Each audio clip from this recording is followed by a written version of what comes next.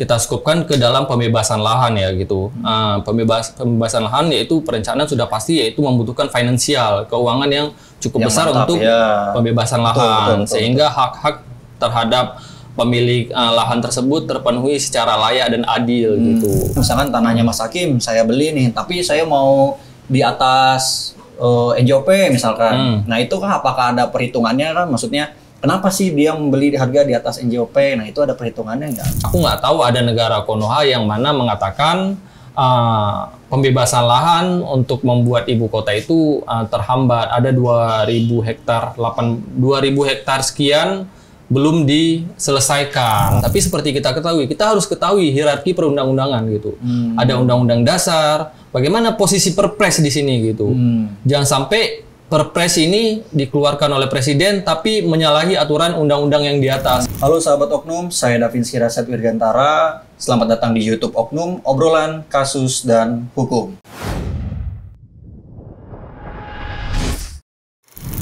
Channel yang membahas tentang isu-isu yang hangat yang ada dalam masyarakat. Nah, kali ini kita akan membahas terkait dengan pembebasan lahan. Cuman untuk kali ini kan pembebasan lahan itu kan isu-isu yang lagi hangat-hangatnya nih, apalagi yang terkait dengan IKN juga kan. Cuman nanti mungkin belum terlalu ke sana, kita bahas satu-satu dari definisi dulu. Tentu saya di sini tidak sendiri, saya ditemani dari asosiatnya Prestige Law Firm yaitu Abdul Hakim SHMH. Halo. Ya, nah Mas Hakim, ini kan sebenarnya kita lagi bahas-bahas isu yang menarik nih, ya. Lagi-lagi hangat-hangatnya nih terkait dengan pembebasan lahan. Nah, kita sih sebenarnya mau bahas terkait dengan pembebasan lahan, tapi ada terkaitnya dengan IKN juga nih, Mas. Ya, cuman tapi saya nggak mau ke sana dulu nih, karena panas banget ya bahas IKN ya.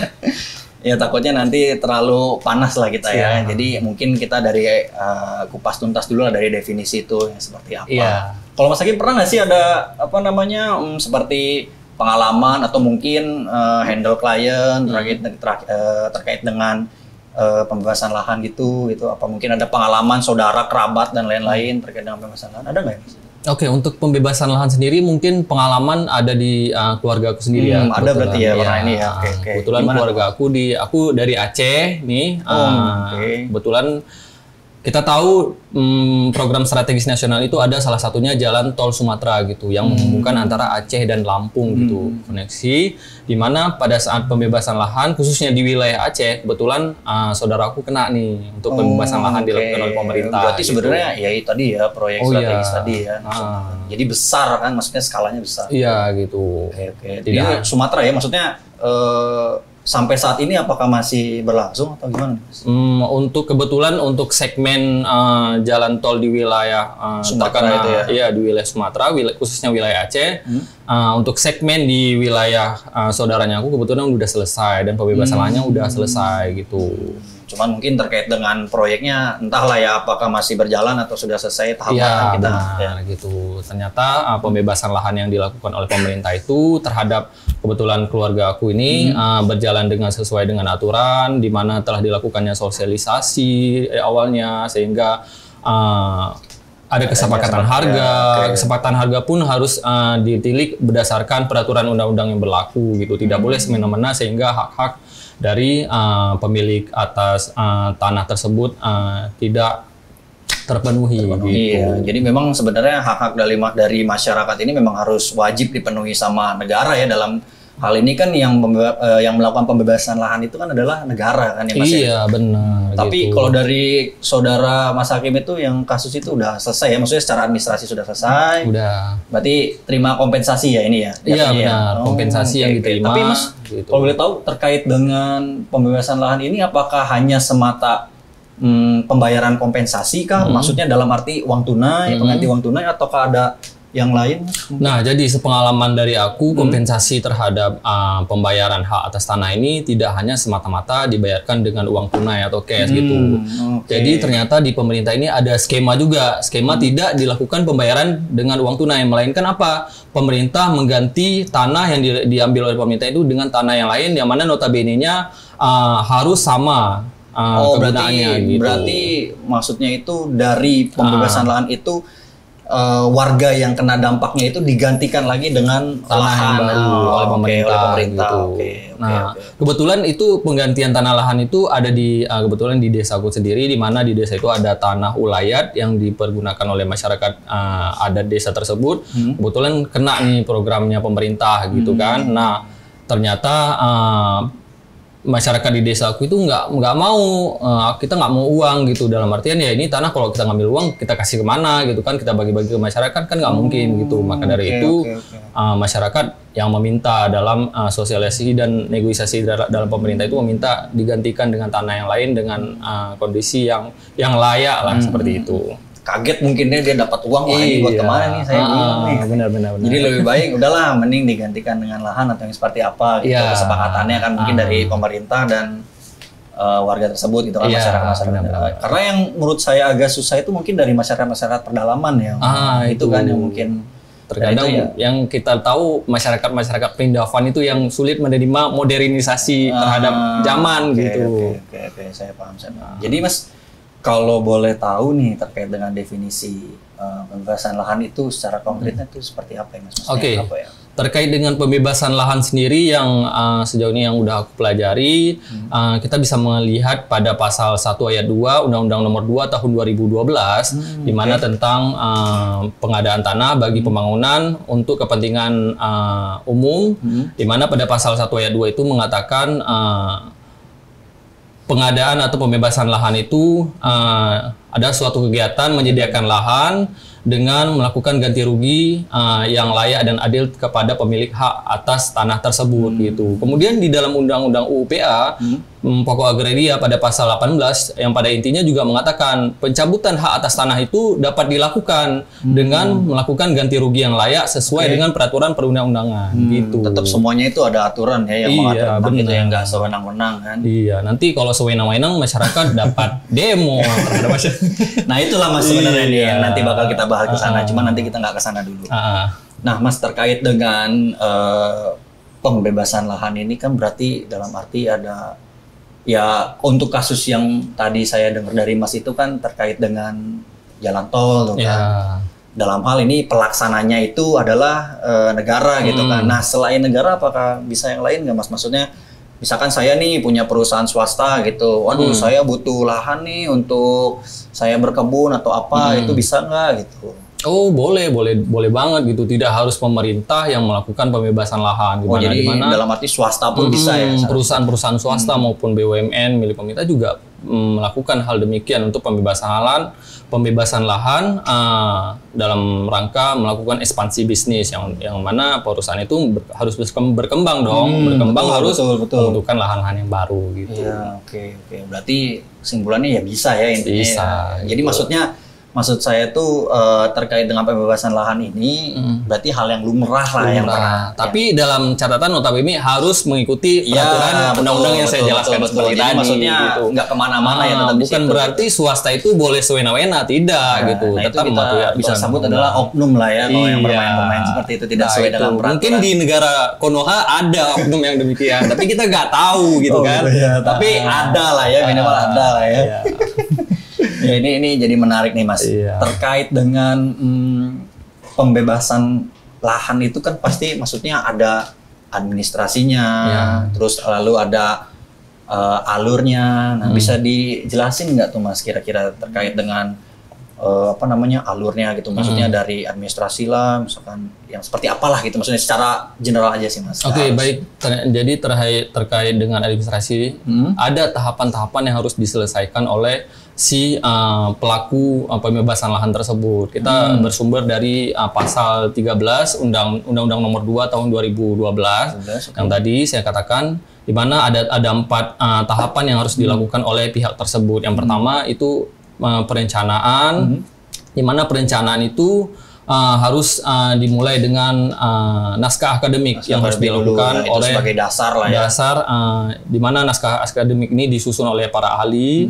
Kemudian naskah akademik yang setelah disusun ini dibawa ke DPR selaku Dewan Perwakilan Rakyat untuk diundang-undangkan. Terbentuklah undang-undang di situ. Nah, undang-undang ini yang menjadi legal atau dasar menjalankan proyek strategis nasional gitu. Oke, jadi yang kedua itu adalah perencanaan gitu. Nah, setelah undang-undang itu terbentuk di dalam persiapan, kemudian ada perencanaan. Nah, perencanaan berarti ini tuh maksudnya sudah selesai dulu di DPR ini ya berarti. Di DPR gitu kan, perencanaan. Nah, perencanaan itu dilakukan oleh pemerintah. Yang pertama apa gitu. Nah, ini kita skupkan ke dalam pembebasan lahan ya gitu. Pembebasan lahan yaitu perencanaan sudah pasti yaitu membutuhkan finansial, keuangan yang cukup besar untuk pembebasan lahan, sehingga hak-hak terhadap pemilik lahan tersebut terpenuhi secara layak dan adil gitu. Kemudian yang kedua adalah penunjukan stakeholder gitu. Oh, itu dibutuhkan juga stakeholder ya, ini dalam artian pemerintah pusat menunjuk pemerintah daerah untuk melakukan pembebasan lahan selaku pelaksana pembebasan lahan tersebut gitu. Berarti bisa dikatakan sosialisasi ya jatuhnya ya. Iya. Nah, itu kalau sosialisasi itu udah masuk ke tahap yang ketiga gitu, perencanaan. Setelah stakeholder ditunjuk, maka perencanaan itu dilakukan oleh stakeholder untuk yang pertama melakukan tahapan sosialisasi terhadap masyarakat gitu. Dalam hal ini pemerintah daerah adalah stakeholder gitu kan. Pemerintah daerah beserta turunannya baik itu dari wali kota, camat hingga kelurahan. Nah, seperti kita ketahui, kelurahan adalah subjek yang bersinggungan langsung dengan masyarakat gitu. Sehingga sosialisasi itu adalah subjek yang berperan penting di sini adalah kelurahan gitu. Memberikan pengetahuan, edukasi terhadap masyarakat bahwa di wilayah kita, di wilayah tanah ini akan dibangun pembangunan, contoh halnya proyek strategis nasional gitu, sehingga dibutuhkannya lahan oleh pemerintah untuk melancarkan pembangunan tersebut gitu. Oke, ini sebenarnya kalau dilihat dari ceritanya ini agak ribet ya, tapi maksudnya kalau misalkan sudah ada regulasi yang mengatur tentang itu sih harusnya tidak terlalu sulit ya, karena memang yang mengurus terkait hal itu kan pure dari pemerintah itu sendiri. Iya benar, wajib tahapan-tahapan itu wajib dilaksanakan oleh pemerintah agar tidak terjadi kesenjangan hak-hak terhadap pemilik tanah tersebut nanti gitu. Setelah sosialisasi itu diselesaikan, maka tahapan selanjutnya yaitu kesepakatan harga dari tanah tersebut yang dilakukan oleh pemerintah selaku stakeholder dan masyarakat di sini. Gimana Pak, tanah tersebut ingin kita cabut hak miliknya untuk kegunaan negara, kepentingan umum gitu, sehingga ada deal-dealan di situ untuk kesepakatan harga. Nah, kesepakatan harga setelah deal dilakukanlah pembayaran. Setelah deal dilakukanlah pembayaran, maka terjadilah perpindahan hak antara pemerintah pusat dan pemilik hak atas tanah tersebut gitu. Kemudian tahap keempat yang terakhir, penyerahan, pemerintah mendapatkan hak atas tanah dan masyarakat mendapatkan ganti rugi berupa uang atau tanah yang baru seperti yang saya katakan tadi gitu. Ini cukup jelas dan makin menarik ya sebenarnya. Tapi kalau menurut Mas Hakim nih, kalau untuk warga-warga masyarakat Indonesia lah khususnya yang terkena dampak-dampak seperti ini nggak perlu harus takut berarti kan? Nggak perlu. Yang penting kita paham akan hukum, akan tahap-tahapannya, kita tahu tahapan pertama awal harus ada. Jangan sampai kita tiba-tiba datang kelurahan di rumah ingin melakukan pencabutan hak atas tanah, kita harus tanya apa sih legalitas kalian ingin mencabut atas tanah tersebut. Berarti harus benar-benar full dikawal ya terkait hal itu ya. Sudah pasti kan ada perencanaan, ada undang-undang yang terbit di situ, maka di situ menjadi legalitas kita. Nah, ini yang menjadi penting nih sebenarnya buat teman-teman oknum yang lain kan di sana, karena takutnya itu kan, wah ini hal yang ribet nih, wah pasti nanti kita dimainin nih sama negara, sama oknum-oknum yang lain ini yang kita tidak ketahui ya kan. Tapi sebenarnya kalau dari penjelasan Pak Mas Hakim ini nggak perlu khawatir ya Mas ya. Iya benar. Tetap sesuai dengan aturannya, tetap, karena kan memang itu sudah ada regulasinya lah ya Mas ya. Tinggal nanti kita sesuaikan apakah memang benar melenceng atau tidak. Nah, itu kan yang bahaya tuh kan yang melenceng ini nih Mas. Nah, itu yang bahaya itu yang melencengnya. Nah, Mas, ini semakin menarik nih. Iya. Tadi saya mau nanya terkait dengan kompensasi ini. Iya, Mas. Itu kan bagian dari perencanaan tadi ya. Iya, tadi Mas. perencanaan. Ya, tadi kan Mas sempat jelasin juga tuh. Iya, benar. Boleh nggak sih Mas lebih detail lagi terkait dengan kompensasi ini? Karena nih kalau menurut saya ada beberapa hal ini yang sering yang sering miss lah ibaratnya di kompensasi. Jadi kalau kita lihat berita-berita itu kan, ini pembebasan lahan ini masih dalam sengketa karena kompensasi belum terbayarkan lah. Sedangkan kita kan nggak tahu seperti apa. Nah, boleh nggak sih Mas lebih jelasnya nih terkait dengan kompensasi ini? Oke, baik. Terkait dengan kompensasi itu supaya masyarakat kita tahu, kompensasi adalah pembayaran yang dilakukan oleh stakeholder, dalam hari ini pemerintah, untuk masyarakat. Pembayaran itu dilakukan layak nggak, adil nggak terhadap hak-hak yang mereka berikan kepada pemerintah gitu. Sehingga pemerintah dalam memberikan kompensasi kepada masyarakat selaku pemilik hak atas tanah harus sesuai dengan regulasi juga. Seperti dalam hal ini kita ketahui dalam penetapan harga jual beli tanah itu kita ada ketahui namanya NJOP, nilai jual objek pajak gitu. Oke, maksudnya jadi pemerintah dalam halnya kompensasi ini merujuk dengan itukah atau ada rujukan yang lain? Nah, itu adalah NJOP itu adalah nilai ambang yang ditetapkan oleh pemerintah ya. Pemerintah dalam hal ini kantor pajak daerah di mana Pemda lah ya, bisa iya kita bilang Pemda ya. gitu telah disurvei bahwa harga yang layak untuk tanah tersebut adalah sekian gitu. Sehingga pemerintah harus mengacu terhadap NJOP tersebut, tidak boleh semena-mena menetapkan harga di bawah NJOP, bahkan sangat tidak layak terhadap masyarakat, sehingga terjadi apa? Masyarakat memberontak, demo terhadap masyarakat di mana hak-haknya mulai digerus, diambil hak-haknya oleh pemerintah. Nah, ini yang berarti yang harus menjadi perhatian ini sebenarnya nih kan. Jadi maksudnya bagi masyarakat ini harus tahu terkadanya NJOP ini kan. Iya, benar. Karena gitu. Kalau misalkan tidak tahu acuannya NJOP ini, nah inilah yang menimbulkan sengketa-sengketa yang seperti ini kan. Tapi kalau sepengetahuan Mas Hakim itu mungkin nggak ya kira-kira negara itu memberikan kompensasi yang di bawah NJOP? Nah, untuk berdasarkan fakta, di mana berdasarkan saya baca dari media-media, ada beberapa pemerintah yang bisa kita katakan oknum ya gitu, memberikan pembayaran terhadap hak atas tanah bagi masyarakat di bawah NJOP, sehingga hak tersebut tidaklah layak dan adil diterima oleh masyarakat gitu. Kalau dibilang mungkin atau tidak ya mungkin saja. Kembali lagi apakah oknum tersebut mematuhi peraturan yang ada atau tidak gitu, atau tidak gitu. Tapi kalau misalkan secara hitungan kalkulasinya gitu sekian persen kan ada nggak kira-kira? Untuk perhitungan persentasenya, misalkan kita mau melakukan pembebasan lahan, misalkan tanahnya Mas Hakim saya beli nih, tapi saya mau di atas NJOP misalkan. Nah, itu kan apakah ada perhitungannya kan? Maksudnya kenapa sih dia membeli harga di atas NJOP? Nah, itu ada perhitungannya nggak? Nah, untuk pembelian harga di atas NJOP sebenarnya tidak ada perhitungan. Perhitungan itu jadi hanya kalkulasi itu sebenarnya nggak terlalu ini ya. Hanya perhitungan angka NJOP saja. Kalau ada kesepakatan antara penjual dan pembeli di atas harga NJOP, sah-sah saja selagi mereka menandatangani surat kesepakatan harga gitu. Jangan sampai balik lagi tetap kesepakatan para pihak iya. Oke. Jangan sampai tidak ada kesepakatan harga itu menciderai para pihak gitu. Berarti oke saya paham sih Mas. Ya memang yang saya kira itu ya udah negara itu dengan simpelnya wes lah sesuai dengan NJOP aja, udah nggak mau pusing. Tapi ternyata faktanya memang ada lah ya beberapa yang di bawah NJOP, tapi dengan catatan adanya kesepakatan para pihak. Itu sah-sah saja. Sah-sah saja. Nah, ini berkaitan dengan ngomong hitung-hitungan nih. Saya sebenarnya kurang jago nih. Iya.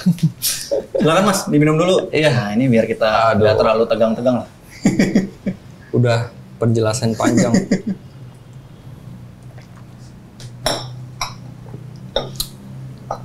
Saya mau nanya lagi nih. Ya. Ini takutnya nih ada, ya ini yang lewat aja sih di pikiran saya. Kalau misalkan nih ya Mas ya, ketika negara ini ingin membebaskan lahan untuk membangun suatu infrastruktur lah ya, intinya untuk kepentingan umum, kepentingan umum lah Mas. Ya. Kira-kira kalau misalkan tidak terjadinya kesepakatan tuh yang seperti apa ya Mas? Nah, jika kita misalkan di posisi masyarakat ya Mas ya. Oh, kita di posisi masyarakat ya. Misalkan, wah saya nggak sepakat nih sama. Nah, misalkan maksudnya tidak ada titik temu lah. Baik itu dari harga lah, maksudnya dari kompensasi apapun yang ditawarkan oleh pemerintah gitu. Oke, jika tidak terjadi kesepakatan harga antara para pihak gitu, namun kita di pihak masyarakat ya gitu, tapi pemerintah langsung melakukan eksekusi, pembersihan lain dan sebagainya. di situ terjadilah hak-hak masyarakat yang dizolimi gitu. Maka dari itu berarti itu penyalahgunaan bisa dibilang. Penyalahgunaan kekuasaan gitu. Maka dari itu masyarakat yang dapat melakukan yang pertama gugatan ke pengadilan atas dasar pemerintah tidak melakukan pembayaran. Gitu. Kemudian juga kita bisa ke ranah apabila terjadi suatu penandatanganan, kesepakatan dan sebagainya, kesepakatan harga dan pemerintah, kita dapat gugat dari TUN juga untuk pembatalan atas surat yang disepakati dengan pemerintah tersebut gitu. Tapi ini lebih ribet ya Mas kalau misalkan kita udah terjadi kesepakatan yang tadi Mas Hakim ceritain itu kan, udah ada kesepakatan harga tanda tangan, taunya tidak jadi ini, misalkan saya nggak mau, ini lebih ribet lagi kan, makanya kita harus gugat ke TUN dan itu, makanya memang harus diperhatikan secara baik-baik ya terkait dengan hal ini ya. Iya. Nah, Mas, ketika ini nih saya mau nanya lagi nih, ketika nanti adanya apa ya, ibaratnya pemerintah dengan masyarakat ingin melakukan pembebasan lahan, tetapi tidak mencapai kata sepakat atau mufakat lah. Nah ini apa ya maksudnya, upaya apa nih yang bisa dilakukan nih, kira-kira nih Mas? Nah gitu, apabila terjadi tidak ada kesepakatan harga antara pemerintah dan masyarakat gitu, sudah pasti akan terjadi indikasi konflik gitu. Tapi belum bisa dibilang sengketa belum? Iya gitu. Nah kita sebagai selaku pihak dari masyarakat gitu, melakukan tindakan yang pertama, ada dua tindakan yang bisa kita lakukan. Yang pertama non litigasi dan litigasi. Nah non litigasi sendiri seperti kita ketahui, masyarakat Indonesia ini kan keberagaman suku, ada penyelesaian secara adat gitu. Termasuk di wilayah saya juga ada penyelesaian secara adat, musyawarah mufakat seperti apa, hingga menemukan titik temu antara pemerintah dan warga gitu. Ini secara non litigasi lah ya. Tapi kalau ketika nanti secara non litigasi ini masih belum terjadinya sepakat, berarti ini bisa ke litigasi ya? Gitu. Nah, litigasi juga terbagi menjadi dua, ada pidana dan perdata. Nah, pidana itu kita bisa melakukan laporan polisi terkait dengan penyerobotan lahan. Nah, kemudian di perdata kita bisa melakukan gugatan ke pengadilan gitu. Pengadilan dalam hal ini kita bisa melakukan gugatan perbuatan melawan hukum, yang mana kita secara orang hukum bisa mengatakan PMH, gugatan PMH gitu. Nah, kemudian yang kedua, karena ini stakeholdernya adalah pemerintah, sudah pasti dikeluarkannya surat-surat oleh pemerintah tersebut, kita bisa melakukan gugatan ke Pengadilan Tata Usaha Negara. Kita bisa katakan gugatan ke Pengadilan TUN gitu. Jadi sebenarnya terhadap upaya-upaya ini ya memang bisa dilaksanakan oleh para bisa dibilang para masyarakat yang terkena dampak ya. Iya, benar. Jadi ada dua jalur tadi ya, ada secara non litigasi ataupun litigasi. Berarti sebenarnya dalam aturan hukumnya jelas ya, maksudnya adalah koridor terkait dengan hal itu ya. Jadi harusnya sih kalau kita jadi masyarakat nggak perlu khawatir kan ya Mas ya. Tapi kalau dipikir-pikir memang cukup ini juga ya, ribet juga kalau ya. Udah masuk ke ranah pengadilan itu enggak, maksudnya terkait dengan hal sosialisasi ini agak sedikit ribet lah gitu kalau bahasa-bahasa kita sekarang tuh kan. Tapi kalau udah ke ranah pengadilan, karena udah begitu rumit, kita merekomendasi menggunakan lawyer atau pengacara gitu, bagi masyarakat di Indonesia gitu. Ya apalagi kan yang tidak paham benar-benar buta hukum lah ya Mas, ya bisa dibilang. Gitu. Iya sih, memang di sinilah nih jasa-jasa Mas Hakim ini nih bisa digunakan nih kan. Nah, Mas, terkait dengan sosialisasi ini nih yang menjadi ibaratnya banyak common problem lah ibaratnya tuh, masalah yang sering timbul terhadap pembebasan lahan ini. Nah, itu gimana ya caranya supaya karena kan kita nggak tahu ya ini memang sosialisasi ini apakah sudah terlaksana atau tidak terlaksana, tahu-tahu demo, tahu-tahu ya seperti itulah ya Mas ya.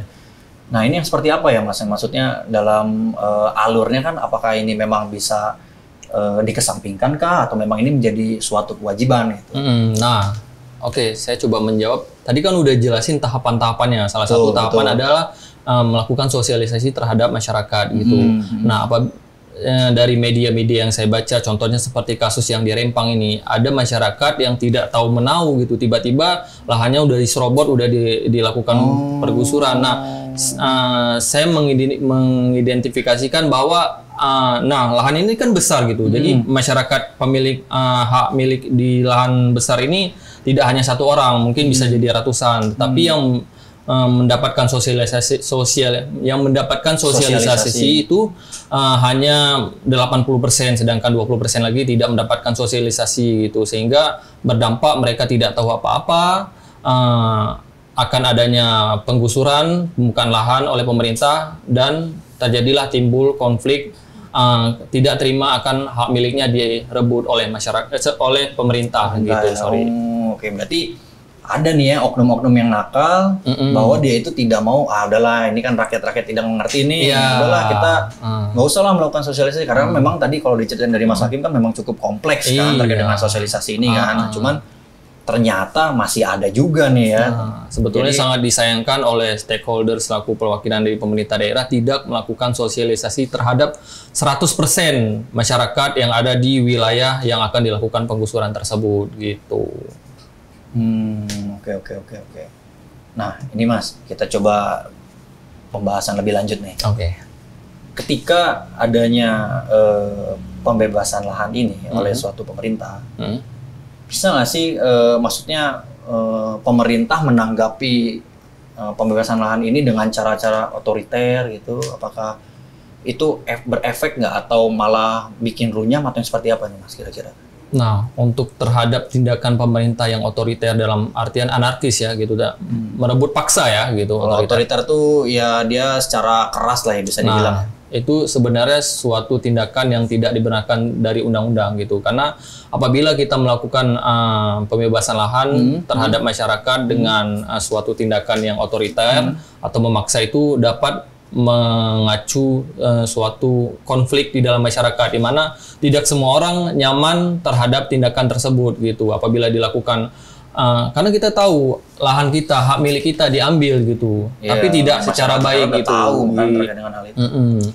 Kita tahu etika gitu, gimana cara meminta izin gitu dan sebagainya. Maka dari itu harus dilakukan tahapan-tahapan dari undang-undang tersebut. Berarti kalau dari Mas Hakim nggak sepakat ya kalau misalkan ini dilaksanakan secara otoriter itu? Tidak, itu tidak baik gitu. Maksudnya tidak berujung dengan baik lah ya, malah menimbulkan konflik-konflik yang lain gitu kan, bisa dibilang seperti itu ya Mas ya? Benar-benar.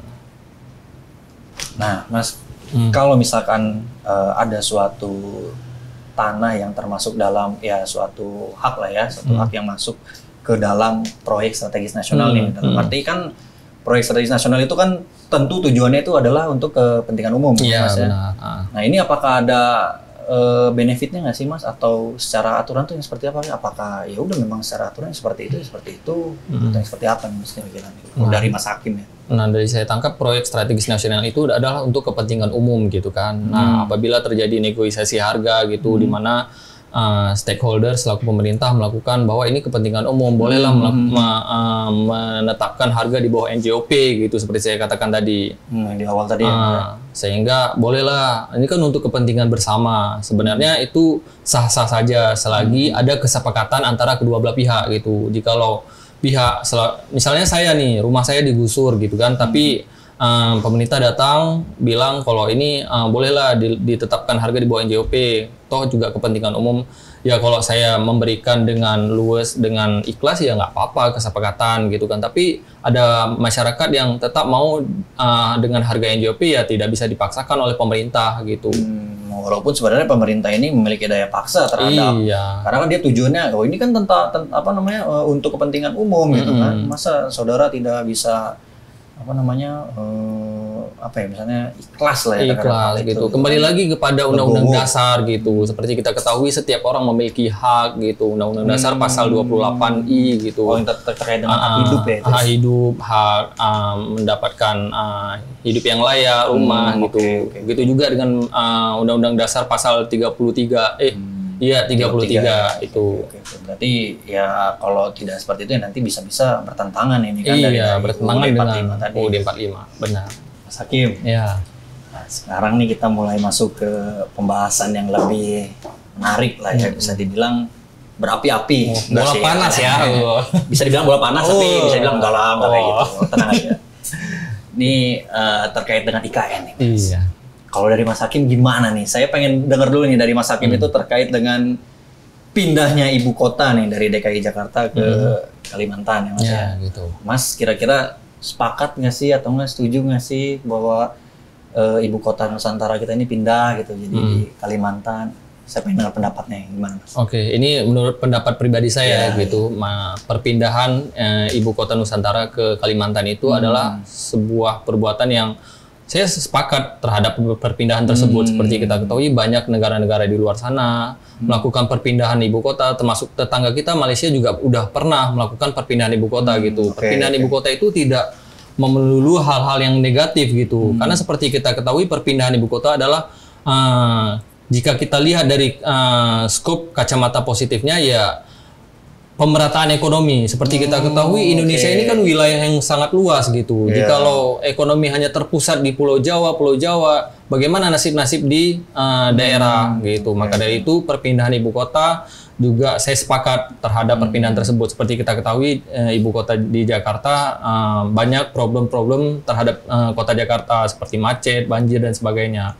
Perpindahan tersebut adalah sebuah langkah yang bisa saya katakan pemerintah yang lebih maju dan modern gitu. Berarti Mas sepakat nih ya? Iya, saya tim yang sepakat ya. Gimana dengan Mas Dapin gitu? Kalau saya ya sepakat. Karena ya memang saya ngelihat dari mobilitas Jakarta tuh udah kalau menurut saya udah kurang baik lah gitu Mas. Jadi kalau ada memang pindah ke sana ya mungkin lebih baik di sana kan. Jadi tadi saya sepakat sih Mas yang Mas Hakim bilang pemerataan ekonomi semuanya jadi terbangun. Jadi standar-standar dari negara kita tuh ya sama rata lah gitu kan. Pembangunannya sama rata semuanya gitu. Nah, cuman itu tadi Mas. Sekarang nih IKN ini kan hutan ya kalau bisa dibilang kan berapa persennya itu kan hutan. Ada hutan lindung, dan lain-lain lah Mas. Masih banyak juga hak-hak layat ya maksudnya yang adat yang pelosok-pelosok nggak ada. Nah ini balik lagi nih terhadap pembebasan lahan ini kan karena IKN ini kan membangun suatu ibu kota baru kan berarti membutuhkan infrastruktur yang secara struktur lah maksudnya tertata rapi kan? Dan di situ kan diperlukan ya adanya pembebasan lahan nih Mas. Pandangan Mas terhadap hal itu gimana nih Mas? Sedangkan kita tahu kan masih banyak lah problematika terhadap hal itu kan di media-media dimanapun kan itu disampaikan gitu bahwa pembebasan lahan di Kalimantan ini ya terutama di IKN ini tidak bisa dibilang tidak clear lah Mas. Gitu. Oke, terkait dengan perpindahan IKN ibu kota ke IKN Kalimantan sudah pasti membutuhkan pembebasan lahan gitu. Kembali lagi kepada regulasi kita awal tadi harus dilakukan dengan berdasarkan peraturan perundang-undangan. Tahapan-tahapan yang tadi saya katakan juga harus dilakukan gitu. Sehingga seperti kita ketahui apabila tahapan-tahapan semua sudah dilakukan pasti tidak akan ada teridentifikasi konflik di dalam tersebut gitu. Begitu juga dengan pemerintah. Jika ingin melakukan niatan perpindahan IKN ke Kalimantan, maka dia sudah siap dengan anggaran yang cukup besar gitu. Iya, karena ini nggak murah nih pasti kan biayanya Mas ya. Gitu. Nah, untuk pembebasan lahan sendiri pasti membutuhkan anggaran yang cukup besar gitu, sehingga hak-hak masyarakat terpenuhi di sini.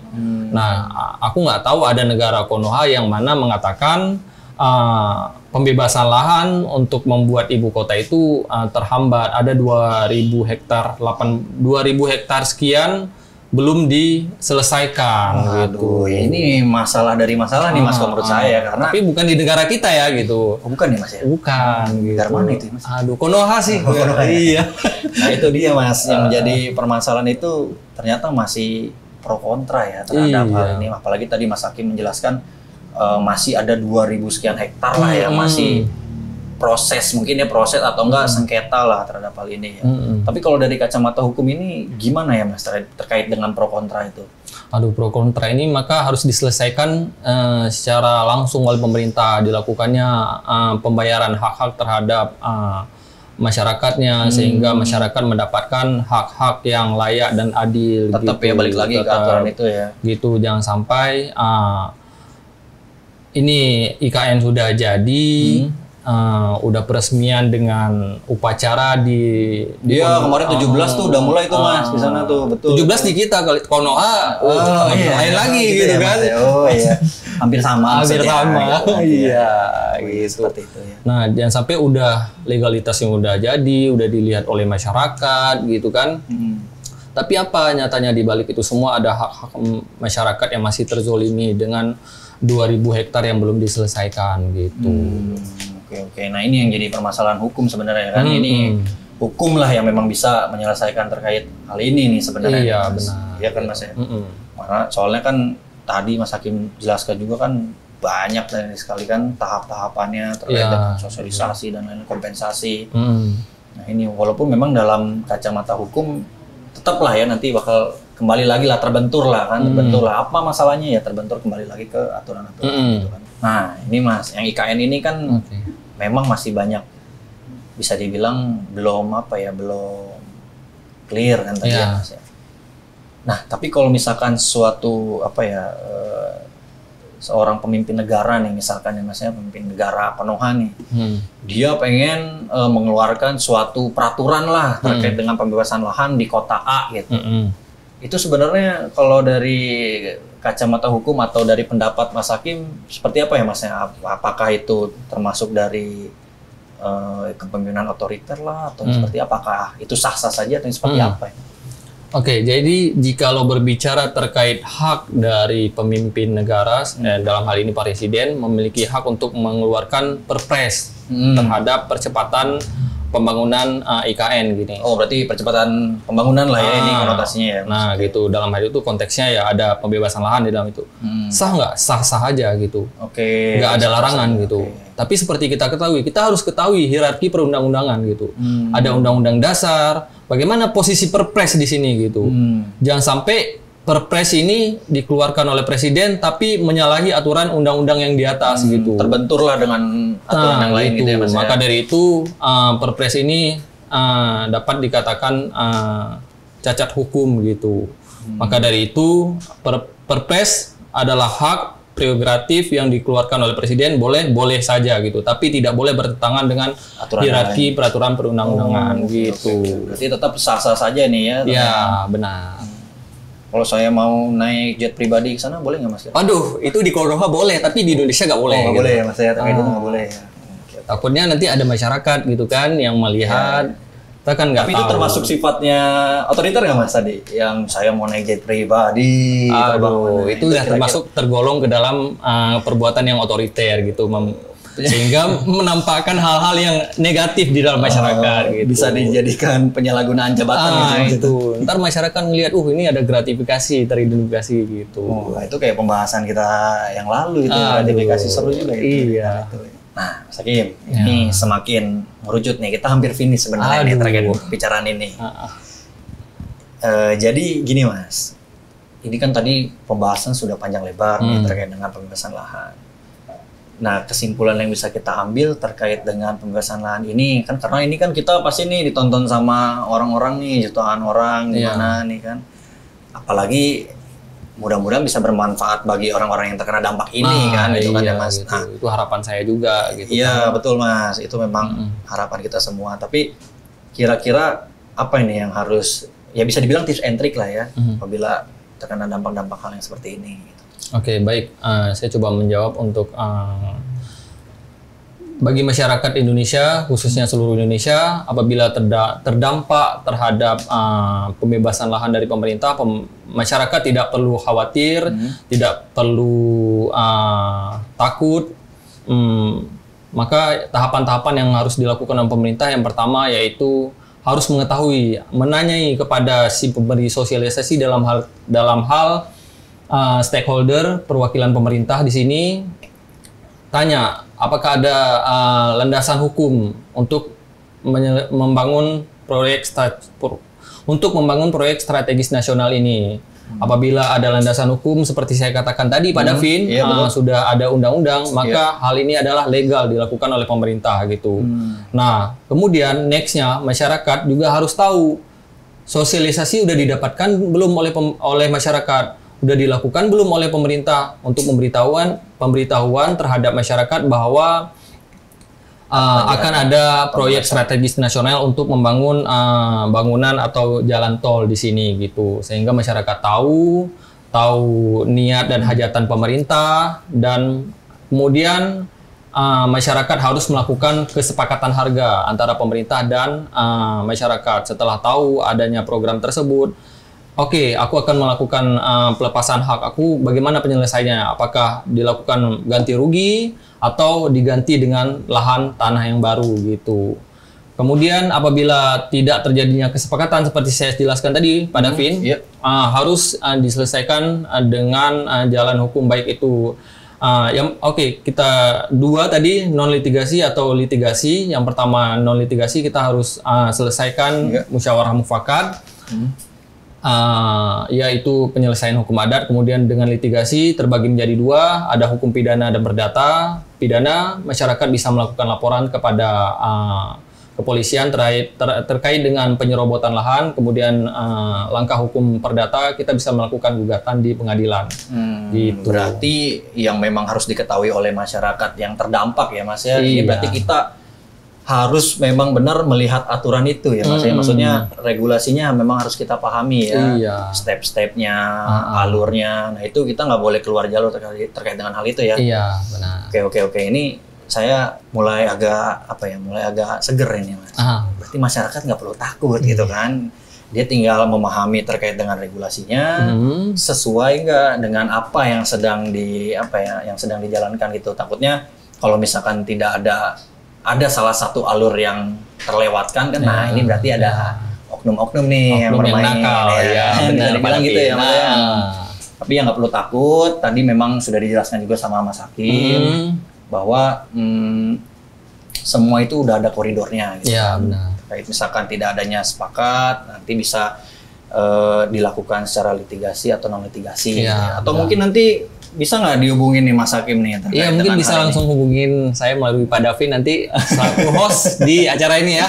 Iya, mungkin nanti kan Mas Hakim kan bisa beracara terkait hal itu, kan bisa mendampingi. Karena tapi ya tetap ya yang kita harapkan itu adalah win-win solution gitu kan. Yang penting mediasinya berjalan dengan baik dan hak-hak dan kewajiban para pihak juga terpenuhi, itu tidak ada sengketa gitu. Nah, tapi Mas, satu lagi nih Mas.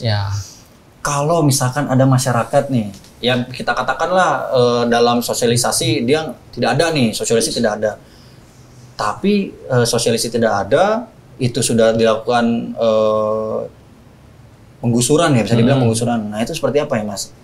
Karena kan banyak juga nih yang lagi di media-media nih, nggak ada kok, kita belum ada serah terima, belum ada hal-hal ibaratnya yang sifatnya administrasi, tapi kita udah digusur. Nah ini apa nih yang paling jitu nih Mas? Nah paling jitu yang kembali lagi saya katakan, yang pertama harus dilakukan dengan usaha non litigasi, yaitu musyawarah mufakat gitu. Tapi jikalau musyawarah mufakat tidak tercapai gitu, maka harus dilakukan upaya saya merekomendasikan melakukan gugatan ke pengadilan gitu. Tapi ya syukur-syukur selesai di non litigasi tadi ya Mas. Iya, benar. Nanti kalau misalkan tidak selesai, maka kita berlari lagi ke litigasi. Sebenarnya kalau simpel sih non litigasi ya Mas. Iya, cepat selesai. Gitu. Biaya ringan. Biaya ringan ya Mas. Ada biayanya memang itu ya Mas. Iya, kalau litigasi kan kita nggak perlu kemana-mana, biaya tetap ada ya untuk administrasi. Iya, oke. Ya mungkin itu pembahasan kita kali ini. Terima kasih banyak Mas Hakim sudah hadir di sini untuk mengasih edukasi nih, terutama ke teman-teman ya di luar sana gitu kan yang sedang menonton gitu kan. Ya mungkin harapannya tetap semua itu harus berjalan dengan baik, tidak adanya demo lah apalah, karena memang sebenarnya semuanya itu ada koridornya. Tinggal kita lihat nih mana yang miss nih, mana yang menjadi permasalahan itu. Seperti itu ya Mas Hakim ya. Ya, harapan saya ke depannya pemerintah selaku stakeholder menjalankan pembebasan lahan sesuai dengan peraturan undang-undang yang telah ada. Jangan sampai hak-hak masyarakat diciderai, tidak dibayar dengan harga yang layak dan adil dan sebagainya. Kasihan masyarakat di sini. Karena proyek strategis nasional, kepentingan bersama, jangan sampai ada masyarakat yang tertindas akan hak-haknya gitu. Oke, ini sangat terbaik ini nih Mas Hakim ini. Terima kasih Mas Hakim atas penjelasannya, sudah hadir di sini nih kan sampai Kayaknya ini banyak apa ya kerjaan yang lain sebenarnya kan. Ya. Iya. Mudah-mudahan pembicaraan kita ini bisa bermanfaat untuk orang-orang yang lain, terutama yang terkena dampak ya Mas ya. Iya, gitu. Oke, mungkin sekian dari pembicaraan Oknum kali ini. Saya Davinski Rasad Budiantara, ditemani oleh Associate Prestige dari Abdul Hakim SMH. Apabila nanti masih dari teman-teman di sana masih ingin menanyakan terkait hal ini, bisa langsung komen di bawah biar kita bisa bahas sampai tuntas lagi nih. Mungkin nanti dari Mas Hakim atau siapa bisa kita bahas gitu. Ya mungkin sekian obrolan kali ini. Jangan lupa like, komen, atau bagikan, share mungkin apabila bermanfaat. Terima kasih.